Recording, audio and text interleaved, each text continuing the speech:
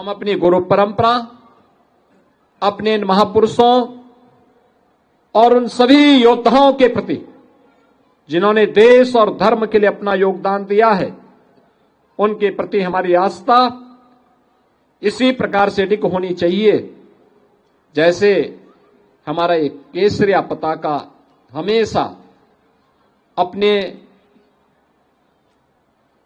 अडिग रूप से सदैव हम सबको एक नई प्रेरणा प्रदान करता है। मुख्यमंत्री योगी आदित्यनाथ मंगलवार को सिखों के नवे गुरु तेग बहादुर के 350वें शहीदी दिवस पर आयोजित समारोह में बोल रहे थे। सीएम योगी ने लखनऊ में आयोजित विशेष गुरुमती समागम में गुरु श्री तेग बहादुर जी महाराज को नमन किया। इस अवसर पर सिख समाज के लोगों ने सीएम योगी को तलवार भेंट कर उनको सम्मानित किया। कार्यक्रम में सीएम योगी ने कहा कि गुरु तेग बहादुर ने धर्म के प्रति समर्पण का संदेश दिया। डबल इंजन की सरकार सदैव गुरुओं के सम्मान के लिए कार्य करती रहेगी। गुरु गोविंद सिंह जी महाराज के 4 साहबजादों को भले ही जो सम्मान उस समय मिलना चाहिए था, उसके उपरांत मिलना चाहिए था, न मिला हो, लेकिन 2020 में उत्तर प्रदेश में पहले मुख्यमंत्री आवास में और प्रधानमंत्री मोदी जी ने 26 दिसंबर की तिथि को सदैव के लिए वीर बाल दिवस के रूप में समर्पित करते हुए उन 4 साहबजादों की स्मृति को एक जीवंत बना दिया है। आने वाली पीढ़ी के लिए, हर नौजवान के लिए, हर युवा के लिए ये बनाया है, बताने का प्रयास, ये बताया है कि जो भी देश और धर्म के लिए कुछ करेगा उसके प्रति समाज इसी प्रकार से कृतज्ञता ज्ञापित करेगा कि डबल इंजन की सरकार सदैव आपके साथ खड़ी है, क्योंकि यह केवल हमारे लिए केवल एक विचार नहीं, बल्कि उस महान परंपरा के प्रति कृतज्ञता ज्ञापित करने का भी एक अवसर होता है जिसने देश और धर्म के लिए अपना सर्वस्व न्यौछावर करने में किसी भी प्रकार की कोई कोताही नहीं बरती थी। इसके साथ ही सीएम योगी ने कहा कि गुरु तेग बहादुर ने धर्म के प्रति समर्पण का संदेश देकर अपना शीश कटवा दिया। उनका बलिदान देश की एकता और अखंडता को बनाए रखने के काम आया।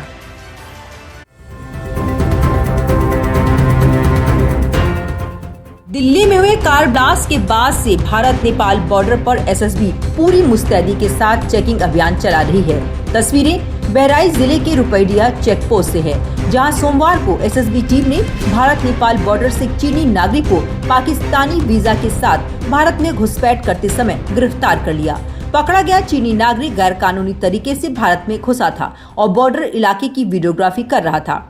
संदिग्ध चीनी नागरिक के पास से 3 मोबाइल फोन, चीनी पासपोर्ट, पाकिस्तानी, नेपाली व वियतनाम का वीजा भी बरामद हुआ है। और अब पूरा मामला समझिए। रुपैडिया चेक पोस्ट पर 49 वर्षीय चीनी नागरिक को गिरफ्तार किया गया। चीनी नागरिक की पहचान चीन के हुनान प्रांत के रहने वाले लियू कुंजिंग के रूप में हुई है। वो 15 नवंबर को नेपाली टूरिस्ट वीजा पर चीन से नेपाल आया था। 22 नवंबर को नेपाल के एक शहर नेपालगंज पहुंचा। उसके बाद वो 24 नवंबर को रुपैडिया बॉर्डर के रास्ते अवैध तरीके से भारत में घुसा। उसके पास भारत में घुसने के लिए वैलिड डॉक्यूमेंट्स नहीं थे। उसके पास मिले एक फोन में भारत की कई सेंसिटिव जगहों के वीडियो थे। भारत नेपाल सीमा रुपैडिया चेक पोस्ट पर आने जाने वाले लोगों की नियमित चेकिंग के दौरान आज एसएसबी व पुलिस द्वारा समय करीब 11 बजे नेपाल के रास्ते भारत सीमा में अवैध रूप से प्रवेश करते हुए चीनी नागरिक लियू कुंजिंग उम्र करीब 48 वर्ष को गिरफ्तार किया गया है, जिसके संबंध में आवश्यक विधिक कार्रवाई कर सुसंगत धाराओं में अभियोग पंजीकृत कर आवश्यक विधिक कार्रवाई की जा रही है। पुलिस ने रुपैडिया थाने में चीनी नागरिक के खिलाफ फॉरेनर्स एक्ट की धाराओं के तहत केस दर्ज कर लिया है। फिलहाल एसएसबी, पुलिस व अन्य सुरक्षा एजेंसियां विभिन्न पहलुओं पर जांच में जुटी हैं। पुलिस ने पूछताछ के बाद चीनी नागरिक को जेल भेज दिया है। कुछ दिन पहले भी यहां से 2 विदेशी नागरिकों को घुसपैठ करते समय पकड़ा गया था।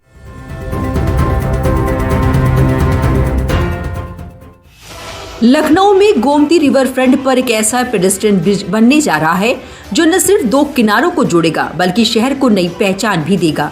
इसकी संरचना को इतना खूबसूरत बनाया जा रहा है कि शाम ढलते ही ये पूरा इलाका रोशनी और रंगों से चमक उठेगा।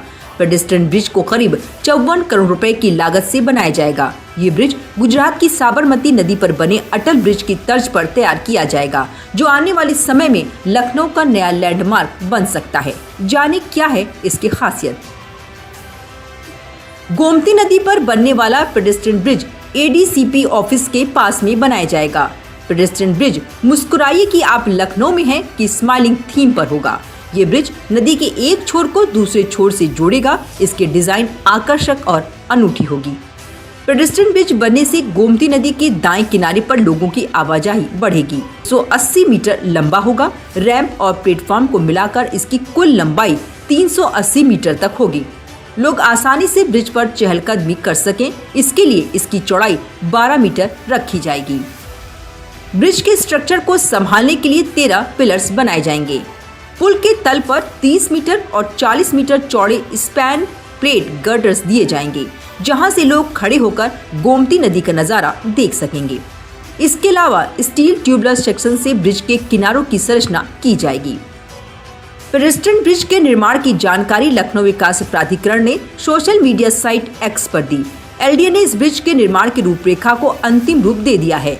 शासन से स्वीकृति मिलते ही परियोजना का काम शुरू करा दिया जाएगा।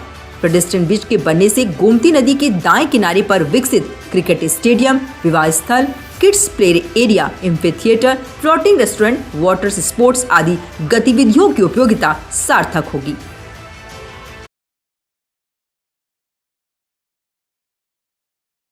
बलरामपुर जिले की जरवा कोतवाली में तैनाती के दौरान एक स्थानीय व्यक्ति से जबरन धन वसूली करने के दोषी पाए जाने पर 2 पुलिसकर्मियों को सेवा से बर्खास्त कर दिया गया है।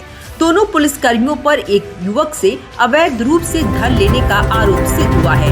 इन पर अवैध वसूली करने के आरोप में भ्रष्टाचार निवारण अधिनियम के तहत मुकदमा दर्ज किया गया था।